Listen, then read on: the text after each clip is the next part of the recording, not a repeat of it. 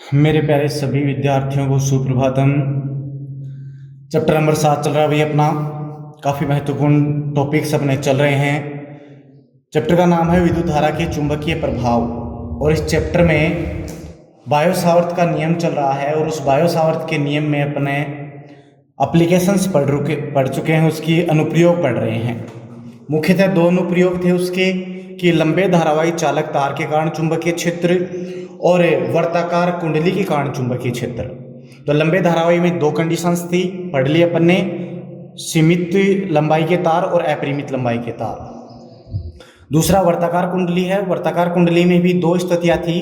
एक वर्ताकार कुंडली के केंद्र पर चुंबकीय क्षेत्र की तीव्रता, वो जो अपन कल पढ़ चुके, और जो दूसरी है वो अपन आज पढ़ रहे हैं कि वर्ताकार धारावाही कुंडली की अक्ष पर चुंबकीय क्षेत्र, उसकी अक्षीय पॉइंट पर क्या होगा। ठीक है, तो आज का अपना टॉपिक होगा कि वर्ताकार धारावाही कुंडली की अक्ष पर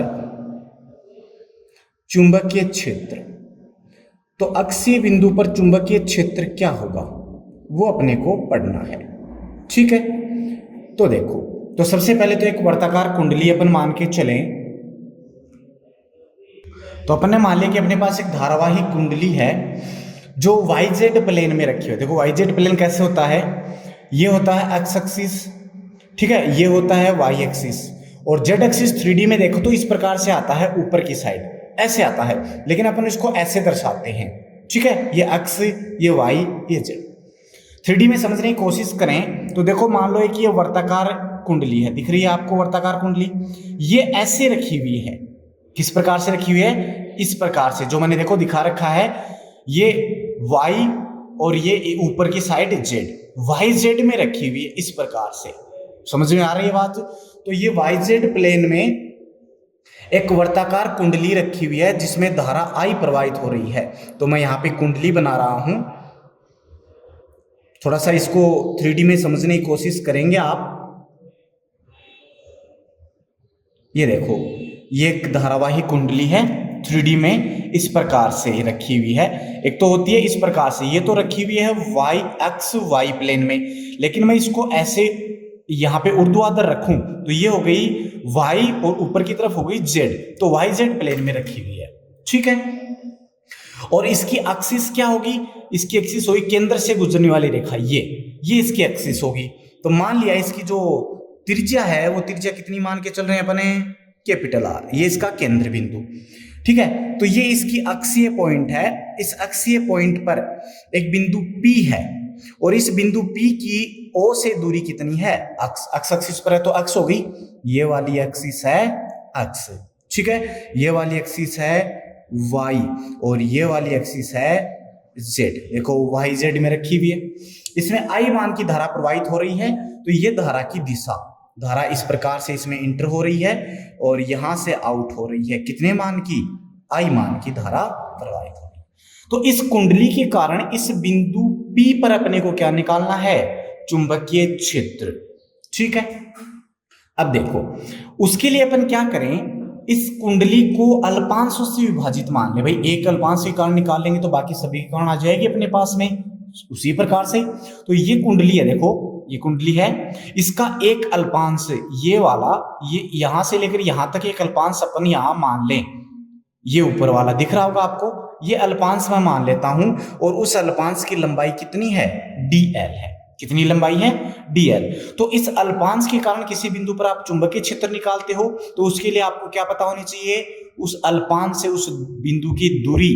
तो ये इस अल्पांश से इस बिंदु की दूरी है, मैंने मान ली कितनी है, R है।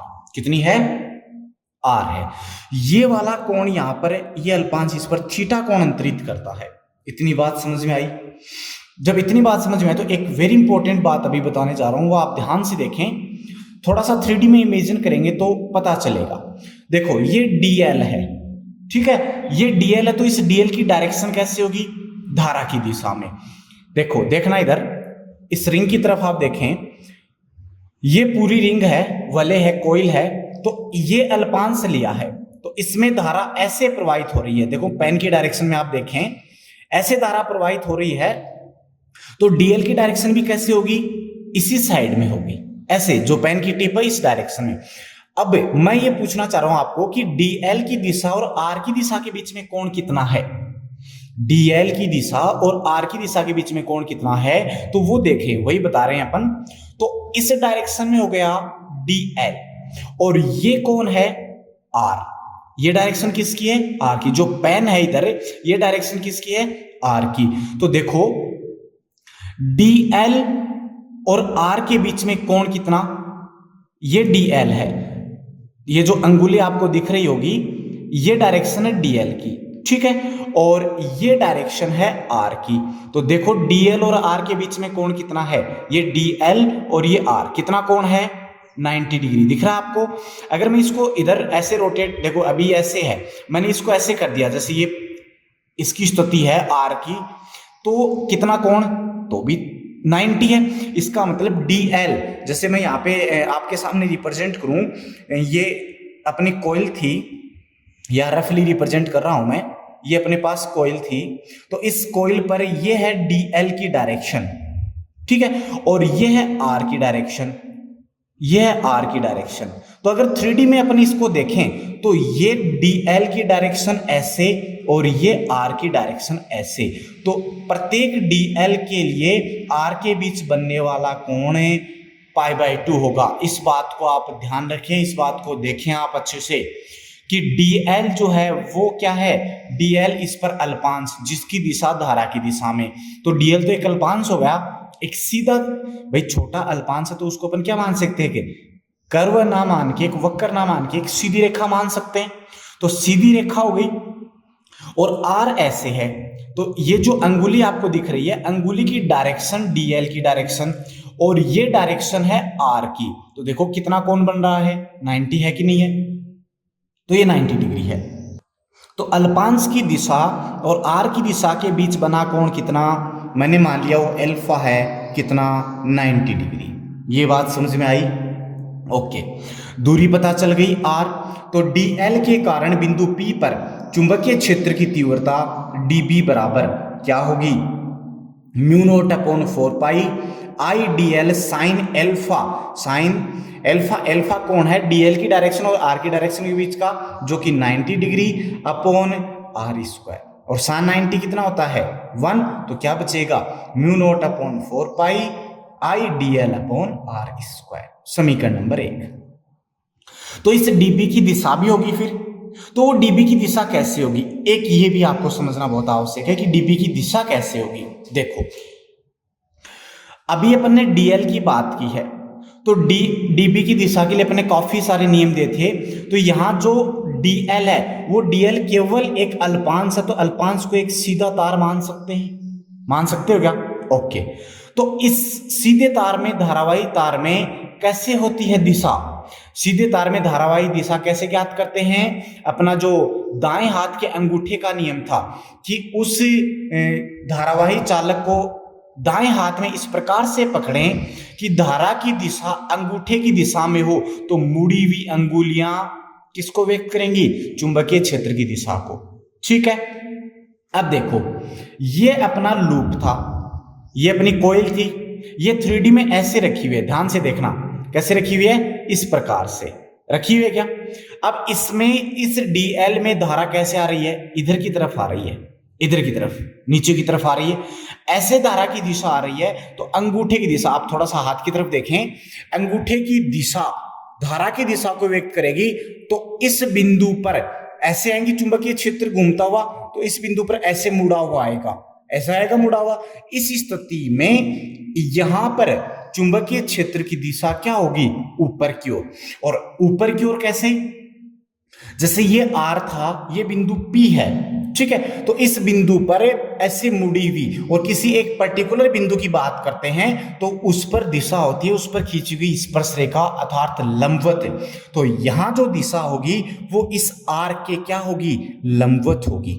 आर के क्या होगी, लंबवत, मींस आर के क्या होगी, 90 डिग्री का एंगल ड्रॉ करेगी। तो डीबी वेक्टर, ये एंगल जो है ये यहां तक का, ये 90 डिग्री है। तो ये दो चीजें आपको समझनी बहुत आवश्यक हैं, एक तो डीएल और आर के मध्य का कोण 90 कैसे, यहां पे। और इसी डायग्राम में अब मैं बना देता हूं, देखो ये DL की दिशा, इसके साथ में एंगल बन रहा है π/2 बन रहा है, तो DL की दिशा ये अंगुली, ठीक है, ये है R, ये R हो गया। और जो आपका DB है वो कैसे होगा, इस प्रकार से देख सकते हैं आप अंगुलियों की तरफ अगर आप ध्यान से देखें तो ये DL की दिशा, ये R की दिशा, और ये किसकी दिशा, DB की दिशा, ये परस्पर सभी लंबवत हैं, तो ये वाला एंगल है 90। क्लियर है। ठीक उसी प्रकार जब अपने को ये दिशा मिल गई, अब अपन एक अल्पांश के कारण तो मिल गई, लेकिन एक अल्पांश थोड़ी, ये तो काफी सारे अल्पांशों से मिलकर बना है, तो एक बार अपन एक अल्पांश और मान के चलें, क्या पता उसके कारण इसके समान आए या अलग आए। तो मैंने इसके ऊपर एक अन्य अल्पांश से, जैसे मैंने देखो ये कोयली थी, एक अल्पांश मैंने यहां माना, तो दूसरा अल्पांश इसके जस्ट अपोजिट डायरेक्शन में, देखो ये ऊपर था तो ये नीचे, समान लंबाई का माना है। और आपको पता होगा कि जब परिधि से अपन बात करते हैं इस पॉइंट की, अक्षीय पॉइंट की, तो सभी के लिए जो ये दूरी होती है ये समान होती है, कितनी होगी, r। जब दूरी समान है, लंबाई समान है, इसमें से प्रवाहित होने वाली धारा समान है, तो इसके कारण चुंबकीय क्षेत्र की तीव्रता dB' वो भी क्या होगी, समान, कितनी, IDL/r²। ये समीकरण नंबर 2। लेकिन इसकी दिशा चेंज होगी, कैसे होगी, इसकी दिशा अब की बार देखो, पहले धारा कैसे जा रही थी, धारा को अपन ने इस साइड में माना था तो इस प्रकार से आ रही थी, अब की बार धारा इधर जा रही है, भाई नीचे की तरफ हो गया, चेंज तो होगी, जैसे एक बार ऊपर आ रही थी तो नीचे वाले के लिए इधर जाएगी, जब इस डायरेक्शन में धारा है तो अंगुलियां मुड़ी हुई नीचे की तरफ है, तो नीचे की तरफ होगी, तो उस स्थिति में ये डायग्राम में जो डायरेक्शन आएगी वो ये आएगी, अब की बार इसके लंबवत होगा, और ये हो जाएगी dB' की डायरेक्शन। क्लियर है। ये चीजें दोनों आपको समझ में आनी चाहिए, DL और R के बीच का कोण और DB की दिशा, तो DB की दिशा होगी इस रेखा के लंबवत। ओके, अब देखो समीकरण 1 व 2 से अपन कह सकते हैं कि दोनों का परिमाण क्या है, समान है, तो परिमाण समान है, दिशा विपरीत है, तो क्या करें फिर, एक ही तो दिशा होनी चाहिए, इसके लिए अपन इनको घटकों में विभाजित करेंगे। जब घटकों में विभाजित करेंगे तो घटक अपने पास में आते हैं परस्पर लंबवत, तो एक घटक तो आएगा ऐसे और एक घटक आएगा ऐसे, इस DB का, ठीक ऐसे DB' का एक घटक होगा इस प्रकार से और एक घटक होगा इस प्रकार से। अब कौन सा कोस होगा, कौन सा साइन होगा, उसके लिए अपने को थीटा चाहिए।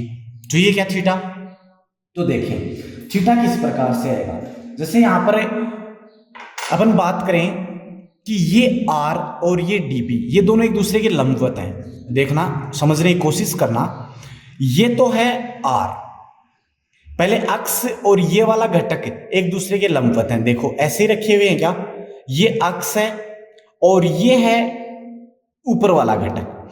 अब अगर मैं इसको, ये दोनों एक दूसरे के लंबवत हैं और जो R और DB हैं वो भी तो एक दूसरे के लंबवत हैं, ऐसे हैं क्या, मतलब दोनों के बीच में 90 डिग्री का कोण है, तो इस R को मैं इतना रोटेट करूंगा तो ये वाला एंगल भी उतना ही रोटेट होगा क्या, इसका मतलब यदि इस R को इससे मैंने थीटा कोण ऊपर खिसकाया है तो यहां से ये DB भी कितना होगा रोटेट, थीटा। बात समझ में आई क्या, आपको ये वाला थीटा नहीं करना है, यहां पे ये थीटा नहीं है, थीटा है ये, कैसे आया कि इसके और इसके बीच में एंगल कितना है 90 डिग्री, और R के और DB के बीच में भी तो 90 डिग्री है, तो ये अक्ष से अगर R थीटा है तो इससे ये भी कितना होगा, थीटा। सेम इसी प्रकार ये वाला एंगल भी कितना होगा, थीटा। जब थीटा मिल गया तो अपने कंपोनेंट लिख सकते हैं, तो ये तो बनेगा DB cos थीटा, ये बनेगा DB sin थीटा, ये बनेगा DB डैश cos थीटा और ये बनेगा DB डैश sin थीटा। अब इजी है आपके लिए, तीन चीजें इसमें महत्वपूर्ण, काफी इंपॉर्टेंट, बहुत इंपॉर्टेंट एप्लीकेशन आपके लिए ये। एक तो इसमें DL और R के बीच का कोण ये ध्यान में रखना आपको, कैसे आया, कितना आया, फिर DB की दिशा और फिर ये वाला एंगल, ये चीजें आपको खास ध्यान रखनी है। अब आगे इजी है, अब आप आराम से कर सकते हैं। तो देखो ये तो अपने दो अल्पांशों के कारण निकाले हैं, तो देखो db cos theta db dash cos theta, लेकिन db डैश और db का परिमाण तो समान है, तो db cos थीटा और db डैश cos थीटा परिमाण में समान और दिशा में विपरीत हैं, तो एक दूसरे को निरस्त कर देंगे। तो ये तो केवल दो अल्पांशों के लिए है, लेकिन ऐसे बहुत सारे अल्पांशों से मिलकर बना है, तो सभी अल्पांशों का जो db cos थीटा घटक है वो परिमाण में तो समान होगा और दिशा में क्या होगा, विपरीत, तो वो तो सभी एक दूसरे से क्या हो जाएंगे, निरस्त हो जाएंगे। अब सभी अल्पांशों का जो db sin थीटा है, देखो सभी की दिशा एक में ही है, दिशा समान है, परिमाण समान है, तो एक दूसरे क्या हो जाएंगे, जुड़ जाएंगे। तो जुड़ेंगे तो परिणामी कितना आएगा, परिणामी आएगा आपके पास में b बराबर, सभी को एक साथ जोड़ेंगे, सभी की वैल्यू समान है, तो उसके लिए अपन क्या लगाते हैं, समेशन db sin थीटा। आप ये मत कर देना कि b बराबर 2db sin थीटा, अगर केवल दो अल्पांश होते तो 2db sin थीटा आता, लेकिन यहाँ पे केवल दो अल्पांश नहीं है, इसकी परिधि पर अनेक अल्पांश हैं और सभी के लिए इसका मान समान है, तो उसे समेशन लगा दिया।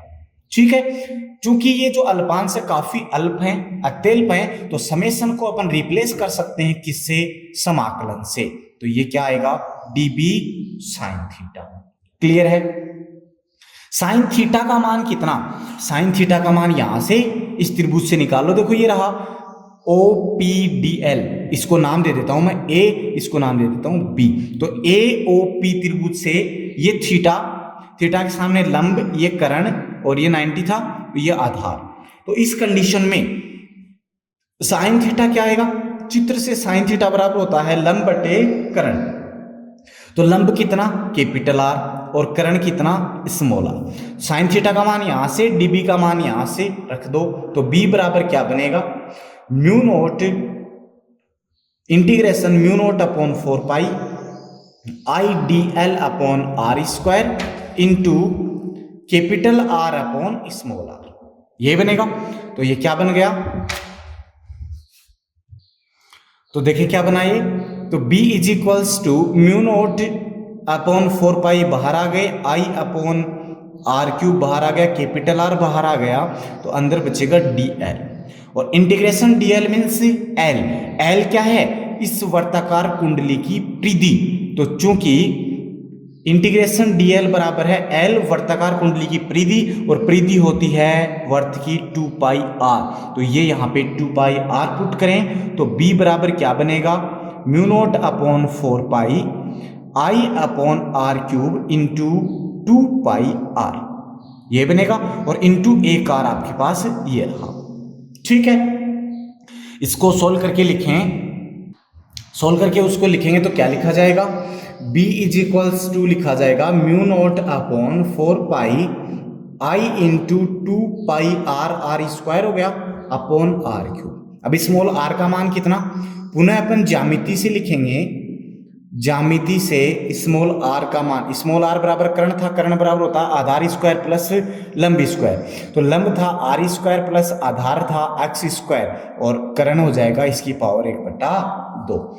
ये मान यहां रखा, तो b बराबर क्या मिलेगा, mu naught upon 4 pi I into 2 pi r square upon capital R square plus x square, देखो 1/2 पावर तो ये रही और 3 पावर ये रही, तो कितनी हो गई 3/2। ठीक है, तो यहां से पाई से पाई कैंसिल आउट, एक 2 से 2 कैंसिल आउट, तो b बराबर क्या बचेगा, mu naught upon 2 I into r square upon r square plus x square की पावर है 3/2।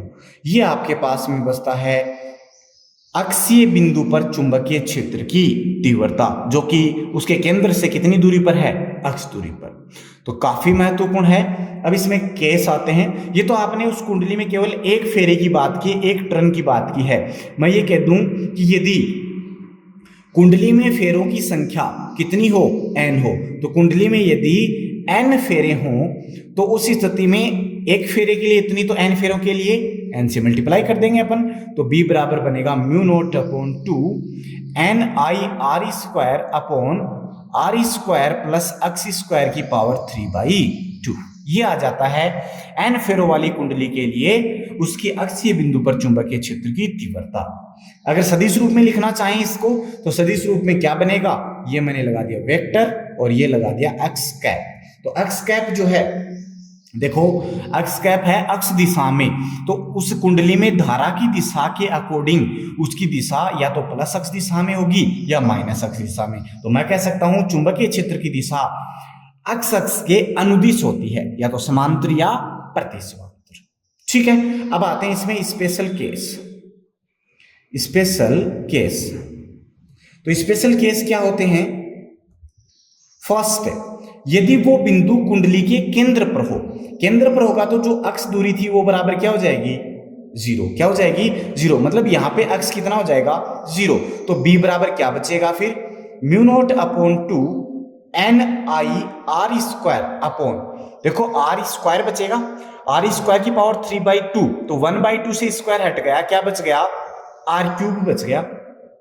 और आर क्यूब बच गया तो इस कंडीशन में यहां से मैं लिख सकता हूं बी बराबर होगा म्यू नॉट अपॉन 2 और एन आई अपॉन आर। ये अपन कल निकाल चुके थे, कल वाले डेरिवेशन में वो यही था कि वर्ताकार कुंडली के केंद्र पर चुंबकीय क्षेत्र की तीव्रता, तो केंद्र पर तो निकाली है ये म्यू नॉट अपॉन 2, उसी के समकक्ष आई है और ये मान हमेशा क्या होता है? अधिकतम। तो वर्ताकार कुंडली के केंद्र पर चुंबकीय क्षेत्र की तीव्रता अधिकतम होती है। ठीक है, एक केस तो आपके पास में ये हो गया। नेक्स्ट अपन दूसरा केस लेकर चले।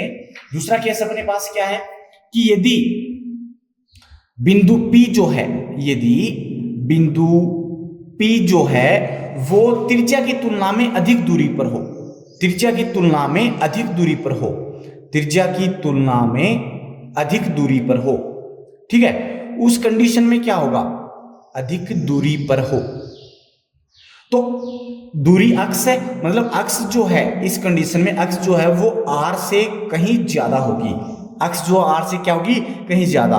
तो इस समीकरण में x का मान r से ज्यादा, तो r की जो उच्च घातें हैं वो अक्ष की तुलना में और भी कम होंगी, तो इनको नगण्य मानकर छोड़ा जा सकता है। तो उस कंडीशन में b बराबर क्या मिलेगा?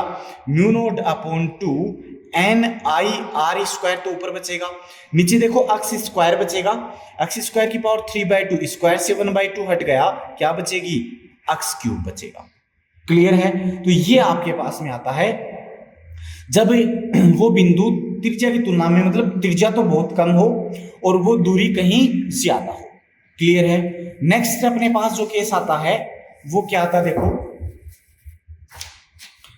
थर्ड जो केस है, थर्ड केस है कि यदि जो बिंदु P है वो P, उसकी दूरी कितनी थी? अक्ष थी, वो त्रिज्या के अर्ध त्रिज्या के तुल्य हो, मतलब इतनी दूरी पर हो कि वह दूरी उस त्रिज्या की आधी हो, मींस x बराबर क्या हो? r/2। तो इस कंडीशन में क्या होगा? इस कंडीशन में b बराबर होगा mu naught upon 2 n into I into R square upon R square plus अक्ष स्क्वायर था तो अक्ष की जगह क्या लिखा जाएगा? r/2, तो r स्क्वायर अपॉन 4 और इसकी पावर कितनी थी? 3/2। ठीक है, देखो r square plus r square by 4, 1 plus 1/4 terms जुड़ रही हैं, तो कितनी बनेंगी? कितनी बनेंगी आपके पास में? ये बनेगा 5/4। तो देखो क्या बनता है, ये बनेगा mu naught upon 2 N I R square upon 5/4, 5/4 R square और इसकी पावर कितनी? 3/2। इसको सोल्व करके लिखो तो क्या बनता है? b बराबर mu naught upon 2 N I R square upon, देखो पहले आर स्क्वायर को लिखते हैं, तो आर स्क्वायर की पावर 3/2, तो स्क्वायर 1/2 से हट गया, क्यूब बच गई, तो आर क्यूब। ठीक है, फिर देखो 5 है, तो 5 की पावर 3/2, 5 की पावर 1/2 की पावर है 3, ऐसे भी लिख सकते हैं आप इसको। तो √5 को 3 बार लिखेंगे, तो √5 गुणा √5 और गुणा √5, तो ये तो बन गया 5 और ये 5/5, तो इसका रिजल्ट आया 5/5। फिर 4 का लिखेंगे, तो 4 की पावर 1/2 कितनी हो गई? 2, फिर इसकी पावर 3 कितनी हो गई? 8, तो अपॉन में 8 आएगा, वो चला गया ऊपर। ठीक है, देखो आर स्क्वायर से एक स्क्वायर कैंसिल आउट हो गया और 2 से 4 कैंसिल आउट हो गया, तो बी अक्स बराबर आर बटे 2 पर कितना बचा, 4/5 under root 5 mu naught N I upon R. तो अर्ध त्रिज्या पर इतना मान होता है चुंबकीय क्षेत्र की तीव्रता का। इसकी अगर अपन तुलना करें केंद्र से, अभी थोड़ी देर पहले केंद्र पर निकाली अपन ने, बी सेंटर क्या आई थी, mu naught upon 2 N I upon capital R. ठीक है, तो देखो ये mu naught N I upon capital R means इसमें तो 4/5 और इसमें 1/2।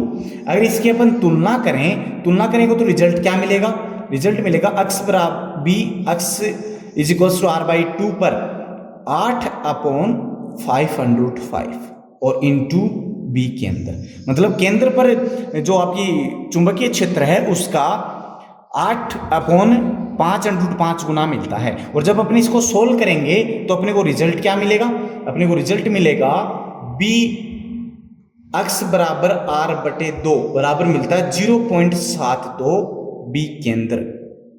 इसका मतलब केंद्र पर मान अधिकतम था और अर्ध त्रिज्या पर उसका मान 72% प्राप्त होता है, 72% प्राप्त होता है। ठीक है, ये तो हो गया आपके पास में इसके मान। अब अपन इसकी जो निर्भरता है चुंबकीय क्षेत्र की इस दूरी पर, उसके लिए अपन डिनोट करें, जो कि प्लस में और माइनस में दोनों साइड आएगी। तो कैसे आएगी देखें, ये अपने पास एक्स एक्सिस थी, ये प्लस एक्सिस है, ये माइनस एक्स एक्सिस है। ये है चुंबकीय क्षेत्र बी, ये है 0, केंद्र हो गया। तो केंद्र पर अधिकतम मैंने मान लिया, केंद्र पर यहां पे अधिकतम। अब जैसे जैसे आप दूरी बढ़ाएंगे तो क्या होगा, चुंबकीय क्षेत्र का मान दूरी के साथ, देखो यहां पे नीचे अपोन में था एक्स, तो दूरी बढ़ेगी तो चुंबकीय क्षेत्र का मान क्या होगा, कम होगा। और कम किस प्रकार से होगा, कम इस प्रकार से होगा, ऐसे कम होता है और इस प्रकार से कम होता है। और जब x बराबर अपन अनंत लेते हैं तो उस स्थिति में b का मान है 1/अनंत कितना, 0। तो x बराबर अनंत पर चुंबकीय क्षेत्र का मान 0 होगा। तो ऐसे प्लस x दिशा में अगर धारा की दिशा चेंज कर दें तो सेम उसी प्रकार से किस में प्राप्त होता है, माइनस x दिशा में प्राप्त होता है। तो इस प्रकार से ग्राफ प्राप्त होगा। ठीक है, इसमें दो बिंदु ऐसे प्राप्त होते हैं जहां पे ये वाले जो हैं x बराबर plus minus R by 2, plus R by 2 इधर माइनस आर बाई 2 इधर, उन बिंदुओं पर जो आपके चुंबकीय क्षेत्र का मान है ये रहा। देखो यहां चुंबकीय क्षेत्र का मान x पे निर्भर नहीं कर रहा, दिख रहा क्या आपको, इसमें कहीं पर x नहीं दिख रहा ना, तो x पे निर्भर नहीं कर रहा, x पे निर्भर नहीं कर रहा तो निर्भर नहीं करता, उस स्थिति में उसमें कोई परिवर्तन नहीं होगा। और कोई परिवर्तन नहीं होगा तो वहां पे रेखिक परिवर्तन होगा, तो वो यहाँ पे प्राप्त होता है अपने को। देखो ये बिल्कुल सीधी रेखा है, यहाँ पे वक्री रूप प्राप्त नहीं होता। तो ये जो पॉइंट है ये मिलता है अपने को कहाँ पे, x बराबर प्लस आर बाई 2 पर, और सेम इधर मिलता है अपने को x बराबर माइनस आर बाई 2 पर। तो ये होता है P1 और P2। तो इन बिंदुओं पर, ये जो बिंदु है P1 और P2, इन पर वक्रता का मान 0 होता है, मीन्स बिल्कुल यहाँ पे सीधी रेखा प्राप्त होती है, क्योंकि यहाँ पर निर्भर ही नहीं कर रहा चुंबकीय क्षेत्र।